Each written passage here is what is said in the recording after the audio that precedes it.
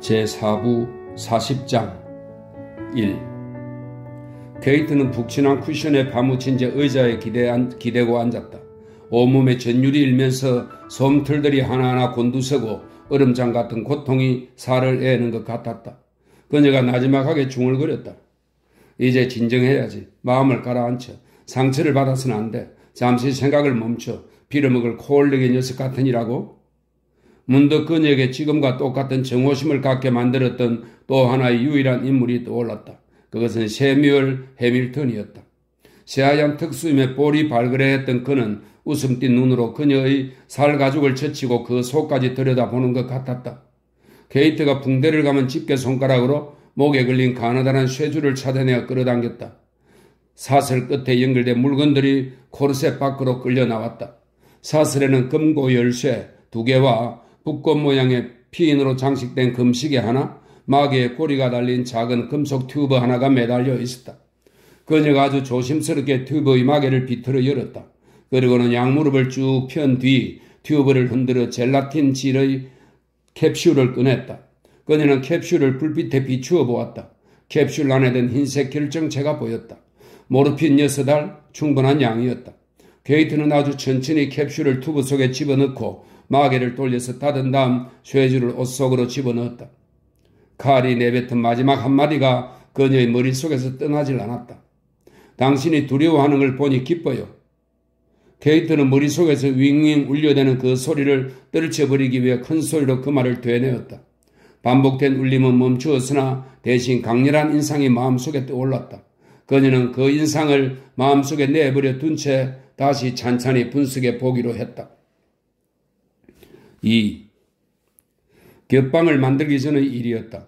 케이트는 찰스가 남긴 돈을 긁어 모아 수표를 모두 고액건으로 바꾸었다. 그리고 그 많은 돈다발을 몬트레이 군립은행의 금고 속에 보관해 두었다. 통증으로 그녀의 두 손이 뒤틀리기 시작했을 무렵이었다. 이제 도망칠 돈도 충분했다. 문제는 지금 살고 있는 이 집을 얼마나 비싼 값에 처분하느냐는 것이었다. 그러나 몸이 완전히 회복될 때까지는 기다리는 것이 좋겠다는 생각이 들었다. 그녀의 건강은 좀처럼 나아지질 않았다. 게다가 뉴욕은 춥고 무척 멀게 느껴졌다. 그러던 중 급봉에 에델이라고 써있는 편지 한 장이 날아왔다. 도대체 에델이 누구든가? 그녀가 누구든 돈을 뜯어내리고 혈안이 되어 있는 것이 틀림없었다. 에델이라는 이름은 수없이 많았다. 어디서나 흔히 볼 수 있는 게 에델이었다. 그 수많은 에델 중에 하나가 줄쳐진 종이에 알아볼 수 없을 만큼 마구 휘갈게 쓴 편지를 보내온 것이다. 얼마 후 그 에델이란 여자가 케이트를 만나러 왔다. 처음에 케이트는 그녀를 알아보지 못했다. 케이트는 당당한 자세로 책상 앞에 앉아 있었다. 그녀는 의심쩍은 눈길로 상대를 바라보며 경계를 늦추지 않았다. 오랜만이네, 그녀가 말했다. 에델은 신병 시절 자신을 훈련시켜준 하사관을 나이 들어 만난 것처럼 궁색하게 만들었다. 그동안 무척 힘들었어요. 그녀는 온몸의 살이 퉁퉁 부어 축 처져 있었다. 옷차림은 궁핍함을 증명이라도 하듯 꾀죄죄하기 그지없었다. 지금 어디서 지내? 케이트는 이 늙은 여인이 언제쯤 용건을 꺼낼지 궁금했다. 서든 퍼시픽 호텔이에요. 방을 하나 얻었어요. 그럼 지금은 일을 안 하나 보지? 새 출발을 할 수 없었어요. 여기서 그렇게 쫓겨나지만 않았어도. 에델이 면장갑 끝으로 굵은 눈물방울을 훔쳐냈다. 운이 나빴어요. 그녀가 말을 이었다. 일이 처음 꼬인 건 새로운 판사를 만났을 때예요. 전과가 없었는데도 90일형을 받았지 뭐예요. 적어도 여기서는 전과가 없었는데 말이에요. 형을 치르고 나와서는 곧 매독에 걸렸어요. 난 걸린지도 몰랐어요. 그래서 병을 단골 손님한테 옮겼죠. 철로 보성구역에서 일하는 착한 사람이었는데 병에 걸린 걸 알고는 화를 내며 나를 두들겨 팼어요. 콧배가 내려앉고 이가 내게 부러졌죠. 그러자 그 새 판사는 내게 180일의 형을 내렸어요. 세상에나. 케이트 당신도 알겠지만 180일 동안 갇혀 지내면 아는 사람이 모두 떨어져 나가게 돼 있어요. 사람들은 나란 인간이 있었는지조차 잊어버린다고요. 그래서 새 출발을 할 수 없었던 거예요. 케이트는 아주 약간의 동정심을 느끼며 고개를 끄덕였다. 이제 곧 에델이 본격적인 용건을 말하리라는 것을 눈치챈 그녀가 먼저 선수를 쳤다. 그녀는 책상 서랍에서 돈을 꺼내 에델에게 내밀었다. 공경에 빠진 친구를 실망시킬 수는 없지. 새로운 도시로 가서 다시 시작해보지 그래? 사정이 달라질지도 모르잖아. 애들은 눈앞에 있는 돈을 덥석 움켜쥐고 싶은 마음이 굴뚝 같았지만 꾹 참았다. 대신 포크를 할 때처럼 지폐를 부채 모양으로 쫙 펼쳐보았다. 10달러짜리 넉 장이었다. 감정에 북받친 에델의 입꼬리가 실룩거리기 시작했다. 마침내 그녀가 입을 열었다. 40달러보단 더 줄이라고 기대했어요. 무슨 뜻이야? 내 편지 받았어요? 무슨 편지? 분실된 모양이군요. 하긴 요즘 우편물들이 함부로 다뤄지긴 하죠. 아무튼 난 당신이 날 돌봐줄 거라고 생각했어요. 몸 상태가 영 좋질 않거든요. 체중이 하도 불어서 창자가 점점 밑으로 처지는 것 같다고요.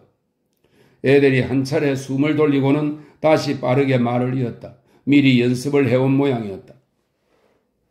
기억하실지 모르겠지만 제겐 예지력 같은 게 있어요. 제가 예언하는 건 항상 들어맞아요. 꿈에 보이는 게 현실로 나타난다니까요. 사람들은 제게 직업적인 점쟁이로 나서는 게 어떠냐고들 하죠. 타고난 점쟁이라는 거예요. 이제 기억나세요? 아니, 게이트가 말했다. 난 모르겠는데. 기억이 안 나요? 당신은 눈치를 못 챘던 모양이군요. 다른 사람들은 모두 알았는데 당신 다른 사람들에게 많은 걸 말해줬는데 그것이 모두 실제로 벌어졌어요. 대체 무슨 말을 하고 싶은 거야? 이런 꿈을 꾼 적이 있어요. 날짜도 똑똑히 기억해요. 페이가 죽던 바로 그날이었으니까. 애들이 케이트의 싸늘한 얼굴을 힐끗 바라보고는 다시 집요하게 말을 이었다. 그날 밤엔 비가 내렸죠. 내 꿈속에서도 비가 왔고요. 아무튼 축축이 젖은 그런 날씨였어요. 꿈속에서 당신이 부엌문을 빠져나가는 걸 봤어요. 칠흑같이 어둡지는 않았어요. 문틈으로 희미하게 달빛이 새어 들어왔으니까요. 꿈에서 본 건 확실히 당신이었어요. 당신이 뒤뜰로 나가 몸을 수그리고 무언가를 하더군요. 정확히 뭘 하는지는 못 봤지만 어쨌든 잠시 후 살금살금 집 안으로 돌아왔어요. 그런데 글쎄 그날 밤에 페이가 죽었지 뭐예요? 애들은 여기서 말을 멈추고 케이트의 반응을 살폈다. 그러나 케이트의 얼굴은 무표정했다. 잠시 기다려봤지만 무언가를 말할 낌새가 아니었다. 아까도 말했듯이 나는 항상 내 꿈을 믿어요. 그런데 우습게도 현장에는 깨진 약병들과 안약을 넣을 때 쓰는 고무꼭지만이 떨어져 있더군요. 케이트가 천천히 말했다. 그래서 그걸 의사에게 가져갔단 말이지. 그래, 의사가 약병 안에 뭐가 들어있다고 그러대? 의사한테 보이진 않았어요. 왜 그렇게 하지 그랬어? 케이트가 빈정거리듯 말했다. 누구든 공경에 빠지는 건 보고 싶지 않았으니까요. 나 자신이 이런저런 힘든 일을 하도 많이 겪어서 그런가 봐요. 대신에 그 깨진 유리병을 봉투에 넣어 보관하고 있어요. 그러자 케이트가 사뭇 상냥하게 물었다. 그래서 나한테 조언을 구하러 온 거라 말이지? 맞아요. 그럼 내 생각을 말해줄까? 넌 이제 쓸모없는 늙은 매춘부야. 그리고 너무 여러 번 머리를 얻어맞았지. 그래서 지금 내 머리가 돌았단 거예요? 아니, 설마 그렇게 하겠어? 하지만 너는 지치고 병들었어. 아까도 말했듯이 난 공경에 처한 친구를 모른 척하진 않아. 원한다면 이곳으로 다시 와도 돼. 손님을 받을 수는 없겠지만 이것저것 잡일을 거들고 청소도 하고 주방일도 할 수 있잖아. 그러면 적어도 먹고 자는 건 해결될 거야. 어때? 용돈도 좀 줄게. 애들이 초조한 듯 몸을 들썩였다. 싫어요. 여기서 자는 건 싫다고요. 그 봉투가 지금 제 수중에 있는 건 아니에요. 친구한테 맡겨놓았어요. 그래서 어쩔 생각인데? 케이트가 물었다. 글쎄요. 당신이라면 내게 매달 $100씩은 줄 수 있으리라고 생각했어요. 그 돈이면 그럭저럭 살면서 병도 고칠 수 있을 테니까요. 지금 서던 퍼시픽 호텔에 묵고 있다고 했지? 네, 프런트 바로 위에 있는 방이에요. 밤에 근무하는 직원이 나와 잘 알아요. 절대 근무 중에 좋은 일은 없죠. 착한 사람이에요. 무턱대고 좋아하지 마, 애들. 그 착한 사람이 얼마짜리인가만 신경 쓰라고. 잠깐 기다려봐. 케이트가 책상 서랍에서 $10짜리 6장을 더 꺼내 세어보고는 에델에게 내밀었다. 매달 초하루 날에 보내주실래요? 아니면 제가 받으러 올까요? 여기서 보내줄게. 그리고 에델, 케이트가 차분히 말을 이었다. 아무래도 그때 그 약병을 의사에게 보였어야 했다는 생각이 드네. 에델은 손안에 돈을 꼭 움켜쥐었다. 넘치는 승리감에 날아갈 것 같은 기분이었다. 지금껏 살면서 이렇게 기분이 좋아본 적이 없었다. 그럴 생각은 없어요. 꼭 그래야 할 필요가 있다면 또 몰라도. 에델이 돌아간 후 케이트는 뒤뜰로 나가보았다. 몇 년이 지났는데도 땅이 고르지 않은 걸 보니 누군가가 아주 깊숙이 파헤쳤던 게 분명했다. 다음 날 아침 평소대로 판사는 경미한 폭행과 절도 사건을 심리했다. 네 번째 사건에 대해서는 제대로 귀를 기울이지도 않았다. 피해자 측의 간단한 증언이 끝나자 그가 물었다. 그래서 잃어버린 돈이 모두 얼마요? 짙은 머리털의 남자가 대답했다. $100 가까이 됩니다. 판사는 피의자가 데려온 경관에게 물었다. 그 여자는 얼마를 갖고 있었나? $96요. 오늘 아침 6시에 호텔 야간 근무 직원에게서 위스키와 담배, 잡지를 샀답니다. 에델이 소리쳤다. 난 저 남자를 태어나서 처음 보는걸요? 판사가 잠시 서류를 들여다보고는 고개를 들었다. 두 번의 매춘에 이번엔 절도까지? 그 정도면 충분해. 정오까지 이 도시를 떠날 것을 명한다. 그는 경관을 향해 말했다. 보안관들은 이 여자를 군 경계선 밖으로 쫓아내라고 해. 판사가 에델에게 다시 말했다. 다시 돌아오면 당국의 최고형을 요청할 때다. 그는 바로 형무소행이야. 알겠어? 그러자 에델이 말했다. 판사님, 조용히 말씀드릴 것이 있는데요. 뭔데? 직접 말씀드려야 해요. 그녀가 조그맣게 속삭였다. 이건 다 조작된 거라고요. 세상 만사가 다 조작이지. 판사가 심드렁하게 말했다. 다음, 보안관이 에델을 차에 태워 파야로 강에 걸린 다리 위의 군 경계로 끌고 갔다. 그동안 사건의 피해자는 어슬렁어슬렁 캐스트로빌가를 따라 케이트의 집으로 향하다가 마음이 변했는지 머리를 깎으러 키노 이발관으로 들어갔다. 2. 에델이 방문을 받았을 때 케이트는 그다지 혼란스러워하지 않았다. 그녀는 원한을 품은 매춘부를 어떻게 대해야 하는지 알고 있었고 깨진 약병을 분석한다 하더라도 독성이 검출될 리가 없다는 것도 알고 있었다. 그녀는 페이의 일을 거의 잊고 있었다. 굳이 회상하자면 그저 그리 유쾌하지 않은 기억일 뿐이었다.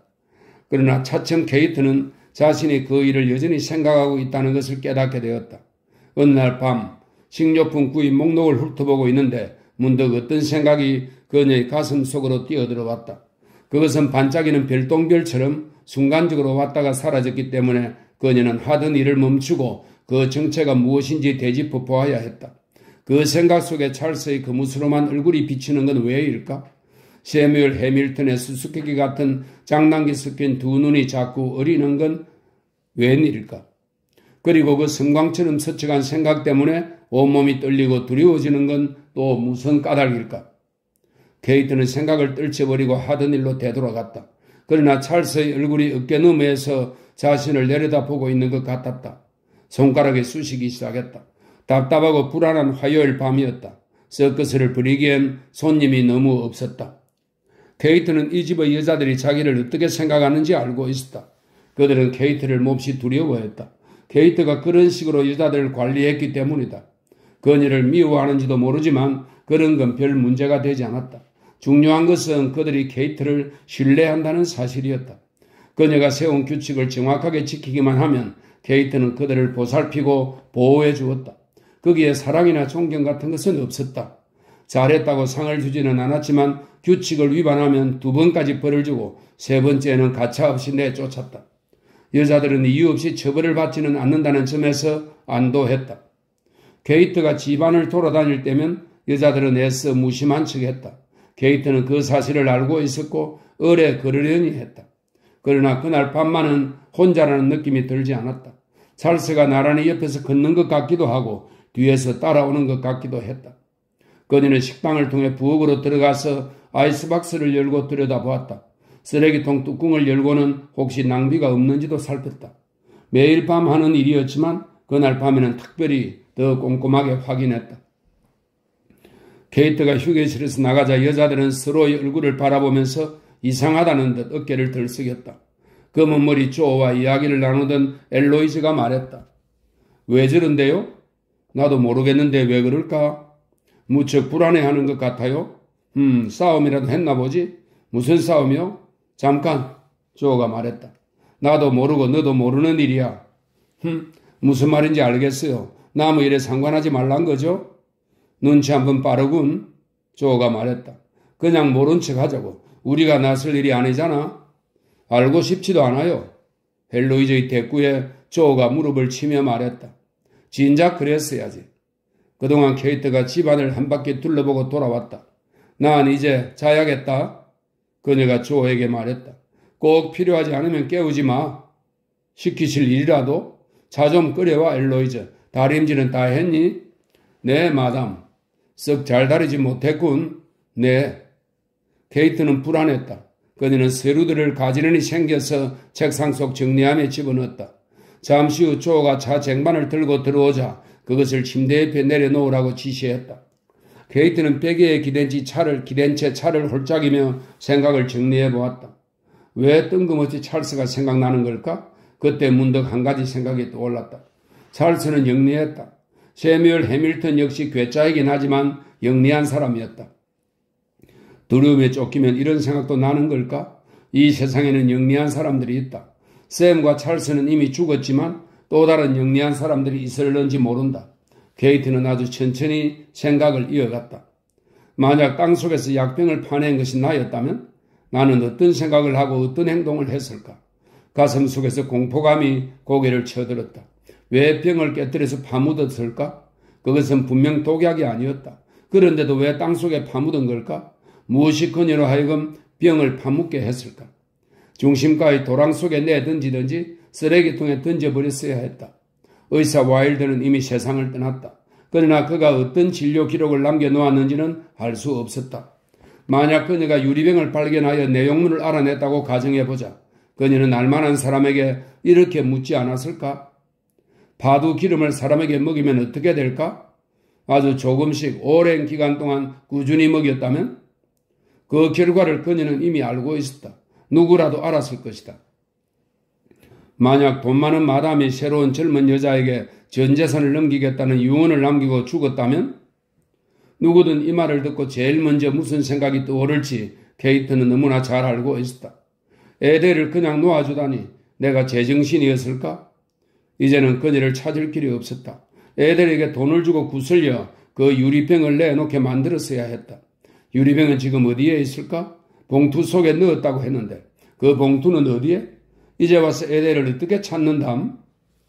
에델은 자기가 무슨 이유로 어떻게 이 도시에서 쫓겨났는지 알 것이다. 그녀가 영리하진 않지만 영리한 사람에게 자신이 알고 있는 사실을 말할지도 모른다. 페이가 어떻게 병이 났고 안색이 어땠으며 유언장 내용이 무엇이었는지까지 그 수다스러운 목소리로 나불나불 짓거릴지도 모른다. 문득 케이트는 숨이 가빠지고 밀려오는 두려움에 온몸이 바늘로 찌르는 듯 아파오기 시작했다. 집을 팔 생각 따위는 집어치우고 당장 뉴욕 같은 곳으로 멀리 떠나야만 할 것 같았다. 더 이상 돈은 필요 없었다. 지금 가지고 있는 돈으로도 충분했다. 지금 떠나면 아무도 그녀를 찾을 수 없을 터였다. 그러나 그녀가 갑자기 자취를 감추고 난 후 어떤 영리한 자가 에델의 이야기를 들으면 오히려 더 의심을 사게 되지 않을까? 케이트는 침대에서 일어나 진정제를 한 움큼 삼켰다. 그때부터 두려움은 몸을 잔뜩 웅크린 채 단 한시도 그녀의 곁에서 떠나지 않았다.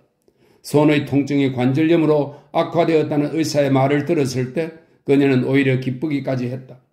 그것이 죄에 대한 형벌이라는 악마의 속삭임을 들었기 때문이었다. 평소에도 시내에 자주 나가는 편은 아니었지만 이제는 아예 두문불출했다. 그녀는 자신이 누군지를 아는 사내들이 은근슬쩍 자신의 뒷모습을 지켜본다는 것을 알고 있었다. 그중 누군가가 찰스의 얼굴을 하거나 세뮤얼 해밀턴의 눈을 갖고 있다고 상상해보라. 그녀는 내키지 않았지만 일주일에 한 번씩 억지로 외출을 했다. 그 무렵 케이트는 자신의 침실 옆에 겹방을 짓고 벽을 온통 회색으로 칠했다. 다른 사람에게는 불빛 때문에 눈이 아팠으라고 했다. 그녀 또한 차츰 실제로 빛이 자신의 눈을 아프게 한다고 믿기 시작했다. 시내에 나갔다 오면 눈이 화끈거리고 아팠다. 그녀는 그 작은 방에서 점점 더 많은 시간을 보내게 되었다. 어떤 사람들에게는 서로 상반된 두 가지 생각을 동시에 할 수 있는 능력이 있다. 케이트가 바로 그런 사람이었다. 그녀는 빛이 자신의 눈을 아프게 한다고 믿었으며 또한 그 회색 방이 몸을 숨길 수 있는 동굴이자 어두운 지하 세계의 은신처이며 타인의 시선을 피할 수 있는 장소라고 생각했다. 한 번은 푹신한 쿠션이 놓인 의자에 앉아 탈출로로 통하는 비밀문을 만들까도 생각했다. 하지만 그런 문을 만들어봤자 자신을 온전히 보호할 수는 없으리라는 예감이 들었다. 그 문을 통해 그녀가 밖으로 나갈 수 있다면 역시 그 문을 통해 무언가가 안으로 들어올 수도 있기 때문이었다. 그 무언가가 집 밖에서 웅크리고 있다가 밤이 되면 담장에 바짝 붙어 기어와서는 슬그머니 몸을 일으켜 창문 너머로 방 안을 들여다볼 수도 있었다. 그리하여 케이트는 월요일 오후 외출하는데 점점 더 커다란 의지력을 필요로 했다. 칼이 그녀를 미행하기 시작했을 때 그녀는 지독한 두려움에 사로잡혔다. 쥐똥나무 등불 뒤에서 소년을 기다릴 때는 공포감으로 숨이 막힐 지경이었다. 그러나 푹신한 베개 속에 머리를 깊숙이 파묻고 있는 지금 그녀의 눈은 부드러운 진정제의 효력에 젖어들고 있었다. 제4부 41장 1. 미국은 전쟁에 대해 두려움과 매력을 동시에 느끼며 어느 틈엔가 그 속으로 미끄러져 들어갔다. 사람들은 그 60년 동안이나 몸이 떨리는 전쟁의 흥분을 느끼지 못하고 있었다. 스페인 내지는 전쟁이라기보다는 원정에 가까웠다. 윌슨은 참전하지 않겠다는 공약을 내세워 그의 시비를 대통령에 재선되었지만 그와 동시에 강경책을 쓰라는 압력을 받았다. 강경책이란 당연히 전쟁을 의미했다. 기업들이 호황을 맞았고 물가가 오르기 시작했다. 영국의 구매 대리인들은 전국을 돌아다니면서 식량과 옷감, 금속, 화공약품 등을 사들였다. 전국이 흥분의 열기에 휩싸여 있었다. 사람들은 전쟁을 계획하면서도 실제로 전쟁이 일어나리라고는 믿지 않았다. 살리나스 계곡 주민들의 생활도 여느 때와 다름없었다. 2. 칼은 아론과 함께 학교를 향해 걷고 있었다. 너 꽤 피곤해 보이는구나? 아론이 말했다. 그래? 어젯밤에는 새벽 4시에 들어오는 소리가 들리더라. 그렇게 늦게까지 뭘 한 거야? 그냥 생각 좀 하면서 돌아다녔어. 학교를 그만두고 농장으로 돌아가면 어떨까? 뭐하러? 우리 둘이 아버지를 위해 돈을 벌 수 있지 않겠어? 난 대학에 진학할 거야. 지금이라도 당장 떠났으면 좋겠어. 다들 우리를 비웃고 있잖아. 난 이 도시를 떠나고 싶어. 미쳤군. 난 미치지 않았어. 돈을 잃은 건 내가 아니야. 그 빌어먹을 상추 아이디어를 낸 건 내가 아니라고. 그런데도 사람들은 마치 내가 일을 저지르기나 한 것처럼 나를 비웃고 있어. 그러나 저러나 날 대학에 보낼 돈이나 있는지 모르겠군. 아버지가 일부러 돈을 잃은 건 아니잖아. 어쨌든 돈을 날린 건 사실이야. 대학에 가려면 올해 하고 내년까지 공부를 끝내야 하잖아. 지금 내가 그걸 모를까 봐 하는 소리냐? 열심히 공부한다면 내년 여름에 입시를 치르고 가을에 대학에 들어갈 수 있을지도 몰라. 칼의 말에 아론이 몸을 획 돌렸다. 난 그렇게 못해. 내 생각엔 할 수 있을 것 같은데 교장 선생님한테 상의해보지 그래? 롤프 신부님도 틀림없이 도와줄 거야. 아론이 말했다. 나는 이곳을 떠나고 싶어. 다시는 돌아오고 싶지 않아. 사람들은 아직도 우리를 상추 대가리라고 놀려. 우리를 비웃는다고. 에이브라는 어떻게 하고? 에이브라야 최선의 길을 택하겠지. 칼이 물었다. 에이브라는 형이 떠나기를 바랄까? 그 아이는 내가 하자는 대로 할 거야. 칼은 잠시 동안 생각에 잠겼다.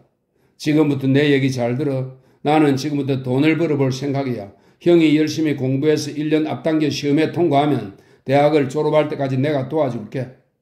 그게 정말이야? 물론이지. 그럼 지금 당장 교장 선생님한테 가서 의논해 봐야겠어. 아론이 발걸음을 재촉했다. 형, 잠깐 기다려. 할 말이 있어. 만일 교장 선생님이 동의하더라도 아버지한테는 당분간 비밀이야. 왜? 대학에 합격한 뒤에 형이 직접 말씀드리면 얼마나 멋질까 싶었어. 그러나 저러나 마찬가지일 것 같은데? 그래? 마찬가지야. 바보 같은 생각이라고. 칼은 문득 이렇게 소리치고 싶은 충동을 느꼈다. 나는 우리 엄마가 누구인지 알아. 형에게 보여줄 수도 있어. 이 말은 아론의 폐부 깊숙이 꽂힐 것이다. 수업 시간을 알리는 종이 울리기 전 칼은 복도에서 에이브라와 마주쳤다. 아론에게 무슨 일이 있는 거야? 칼이 물었다. 난 몰라. 아니, 넌 알고 있어. 그 애는 환상에 빠져 있어. 그 신부 때문이야. 집에 갈 때 아론과 같이 가지? 나는 그의 마음속을 속속들이 알고 있어. 그 애는 환상에 빠진 거야. 형은 아직도 상추 사건을 부끄럽게 생각하고 있어. 나도 알아. 에이브라가 말했다. 내가 계속 잊어버리라고 말하는데도 소용없어. 어쩌면 그 일을 즐기고 있는지도 몰라. 그게 무슨 뜻이야? 아무것도 아니야. 에이브라가 얼버무리듯 말했다. 그날 밤 저녁 식사를 끝낸 뒤 칼이 아버지에게 말했다. 아버지, 금요일 오후에 농장에 가보고 싶은데 괜찮을까요? 애덤은 의자에 앉은 채 고개만 돌렸다. 거기 뭐하러? 그냥 한번 둘러보고 싶었어요. 아론도 같이? 아니요, 저 혼자 갈래요. 가지 못할 이유야 없지. 리, 칼이 농장에 가면 안 되는 이유가 있다고 생각하나? 그야 없죠. 리가 칼의 눈치를 살피며 물었다. 농장 짓는 일을 진지하게 생각하는 거야? 네, 아버지. 그 땅을 넘겨주면 제가 한번 농사를 지어보겠어요. 임대기간이 1년 이상 남았는데? 애덤이 말했다. 그 후엔 제가 농사를 지어도 돼요? 학교는 어떻게 하고? 그때쯤이면 졸업을 하죠. 글쎄, 좀 더 생각해보자. 애덤이 한마디 덧붙였다. 너도 대학에 가고 싶어질지 모르니까? 칼이 현관문 쪽으로 향했다. 리가 밖으로 따라 나왔다. 무슨 생각을 하고 있는 건지 말해줄 수 있겠니? 그저 농장을 한번 둘러보고 싶을 뿐이에요. 알았다. 난 빠지라 이거지? 리가 돌아서서 집 안으로 들어가려다 말고 소리쳤다. 칼! 소년이 걸음을 멈추었다. 무언가 걱정되는 게 있지? 아니요. 너가 필요하다면 내게 5,000달러가 있단다. 제가 그 돈이 왜 필요한데요? 글쎄다. 리가 중얼거렸다. 3. 윌 해밀턴은 차고 안에 유리 칸막이를 한 새장 같은 자기 사무실을 좋아했다. 그는 자동차 대리점 이외에도 여러 분야의 사업에 관심을 가졌으나 다른 사무실을 차리지는 않았다. 네모난 유리 사무실 밖에서 일어나는 일들에 호기심이 많았던 그는 차고의 소음을 방지하기 위해 이중 유리를 끼웠다.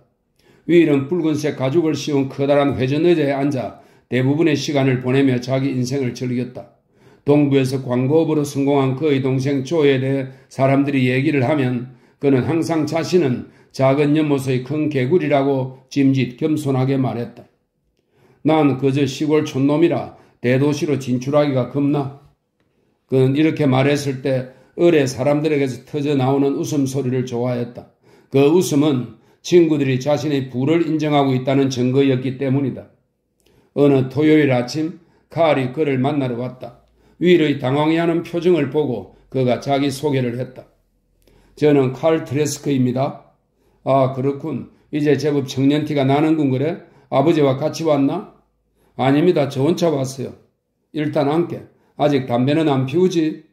가끔씩 피웁니다. 시거는 아니고 꿀년을 피우죠. 윌이 뮤라즈 담배갑을 책상 위로 내밀었다. 칼은 담배갑을 열었다가 도로 닫았다. 지금은 피우지 않겠어요. 윌은 까무잡잡한 소년의 얼굴을 바라보았다. 어쩐지 그가 마음에 들었다. 꽤 영리한 녀석이라는 생각이 들었다. 머지않아 사업에 뛰어들어도 되겠군. 네, 고등학교를 졸업하면 농장을 운영해 볼 생각입니다. 농사일을 해서는 돈을 못 벌지. 농사꾼은 돈을 벌지 못해. 농사꾼한테서 물건을 사서 대파는 사람이 돈을 버는 거야. 농사를 지어서는 결코 큰 돈은 벌 수 없어. 윌은 소년이 자신을 유심히 살피면서 시험해보고 관찰하고 있다는 것을 눈치챘다. 그 점이 더욱 마음에 들었다.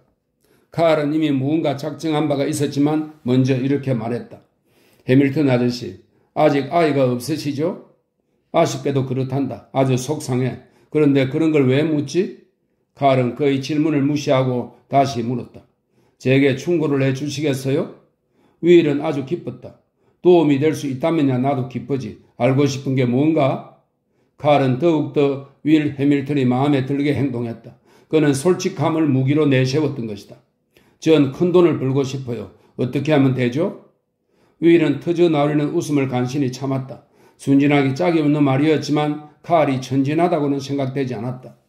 그건 누구나 원하는 바이지. 그런데 자네가 말하는 큰 돈이란 대체 얼마쯤인가?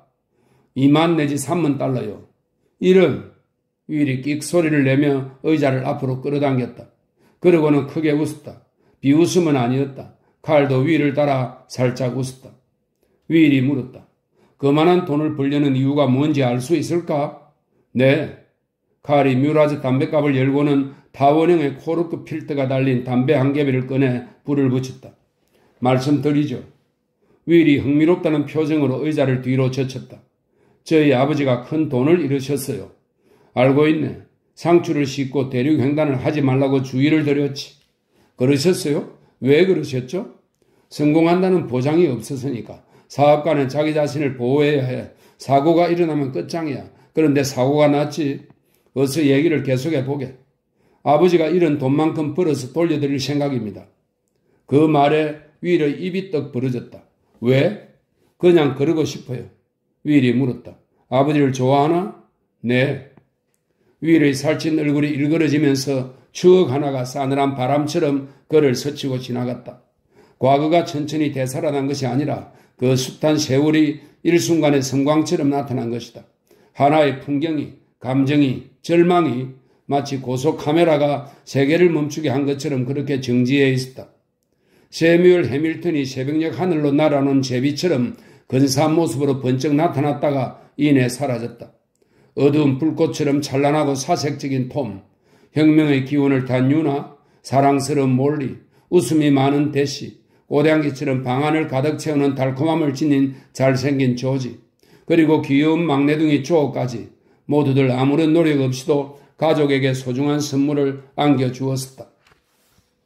형제들은 저마다 자기만의 비밀스러운 고통의 상자를 끌어안고 누구에게도 내색하지 않았다. 윌도 자신의 속마음을 감춘 채 실없이 껄껄 웃으며 심술궂은 성질을 억누르고 시기심을 드러내지 않으려고 애썼다. 그는 스스로를 느리고 멍청하고 보수적이며 평범한 사람이라고 생각했다. 큰 욕망에 취해본 적도 없고 절망에 쌓여 허우적거려 본 적도 없었다.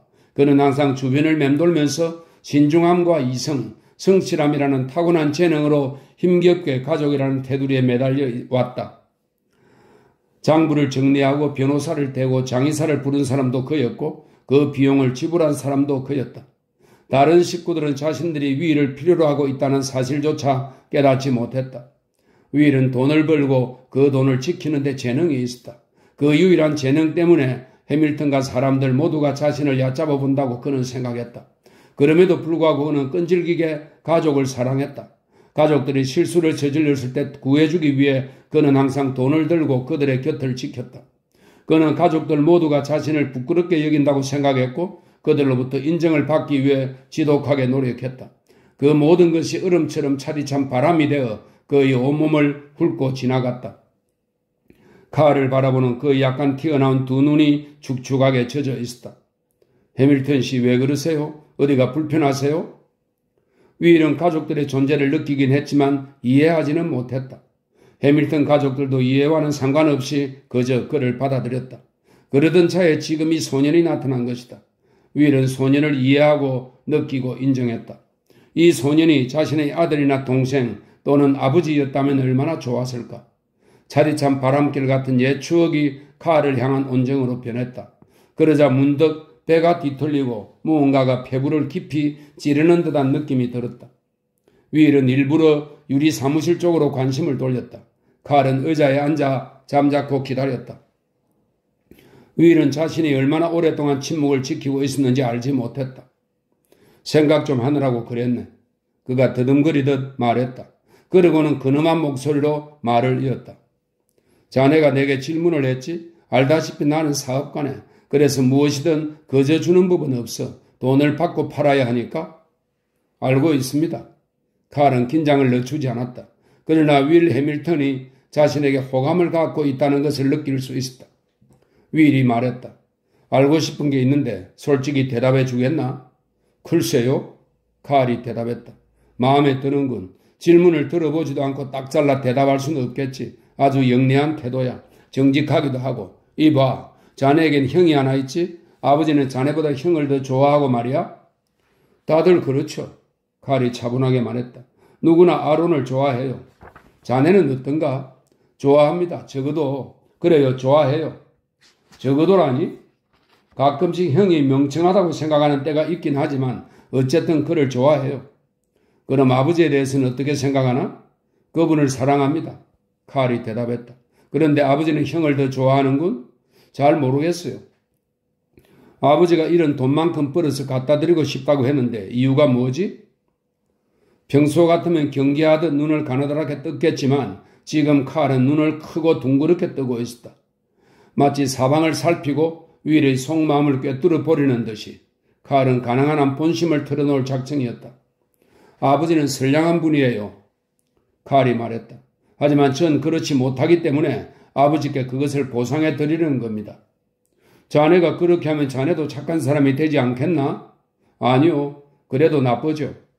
윌은 지금껏 이렇게 솔직하게 말하는 사람을 만나본 적이 없었다. 그는 소년의 솔직함에 조금 당황스러우면서도 한편으로는 그토록 꾸밈이 없으니 믿을만 하다는 생각이 들었다.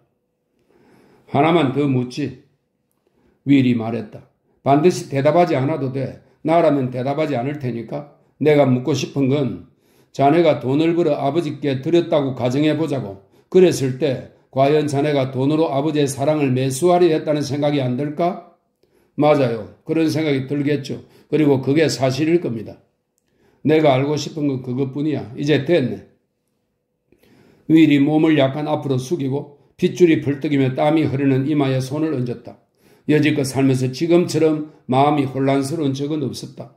칼의 마음속에서는 조심스러운 승리감이 솟구쳐 올랐다. 칼은 자기가 승리했다는 사실을 깨닫고 그것을 내색하지 않으려 했었다. 윌이 고개를 들고 안경을 벗어 물기를 닦았다. 같이 밖에 나갈까? 드라이브를 하지. 윌은 요즘 커다란 윈턴을 몰고 다녔다. 관처럼 기다란 보닛에 강력한 엔진이 요란한 소리를 내는 차였다. 그는 봄균이 완연한 시골길을 따라 킹시티 남쪽으로 차를 몰았다. 눈앞에서 들종다리 한 마리가 포드득 날아오르더니 철조망 위에 앉아 노래를 불렀다. 봉우리에 흰 눈을 뒤집어선 피코블랑코 산이 서쪽 하늘을 배경으로 우뚝 솟아있고 방풍림으로 계곡을 가로질러 심은 유칼리 나무가 새로 돋아난 은빛 잎사귀를 번뜩이고 있었다. 드레스코 농장으로 들어간 새길에 이르자 윌이 길 옆에 차를 세웠다. 킹시트를 벗어난 이래 그는 단 한마디도 하지 않았다. 대형 엔진이 나지막하게 부르릉거리는 소리를 냈다. 윌이 똑바로 앞을 응시하면서 말했다. 칼, 나하고 파트너가 되어볼 생각이 있나? 네. 그런데 난 돈 없는 파트너는 싫어. 내가 돈을 빌려줄 수는 있지만 그럼 꼭 골치 아픈 문제가 생기거든? 저도 돈을 구할 수 있어요. 얼마나? $5,000요. 그래? 믿어지지 않는데? 칼은 잠자코 있었다. 좋아, 믿도록 하지. 빌릴 생각인가? 네. 이자는? 무이자예요. 수완 한번 좋군. 어디서 빌린 건데? 그건 말씀드릴 수 없습니다. 윌은 고개를 저으면서 웃었다. 기분이 무척 좋았다. 바보짓을 하는 건지는 모르겠지만 자네를 믿겠네. 사실 난 멍청하지 않지. 그가 엔진을 빠르게 회전시키다가 다시 늦추었다. 자네 신문을 읽나? 읽습니다. 이제 곧 언제든 우리는 전쟁에 끼어들 거야. 그럴 것 같더군요. 많은 사람들이 그렇게 예상하지. 자네 요즘 콩값이 얼마나 하는지 아나? 살리나스에서 콩 100자루를 얼마에 팔 수 있다고 생각하나?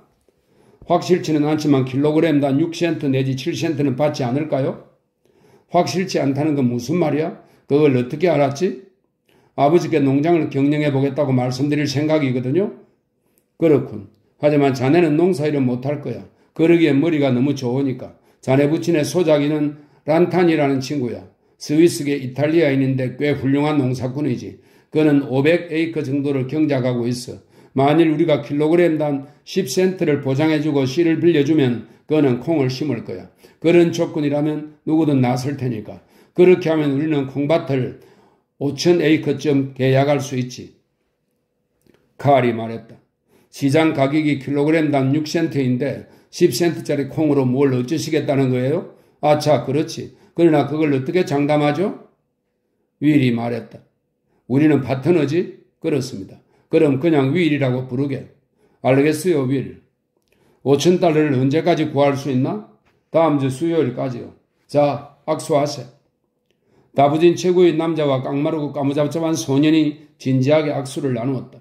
윌이 칼의 손을 잡고 말했다. 이제 우리는 동업자가 된 거야. 난 영국 구매 대리인과 접촉할 수 있고 병참본부에도 아는 친구가 있어. 말린 콩을 킬로그램당 20센트나 그 이상에 확실히 팔 수 있을 것이네. 그게 언제죠? 계약서에 서명하기 전이라도 팔릴 거야. 자, 이제 자네가 살던 농장으로 가서 란탄에게 직접 말해 보겠나? 그러죠. 윌이 윈턴에 이중 클러치를 넣자 커다란 녹색 차는 부르렁거리며 새길로 들어갔다.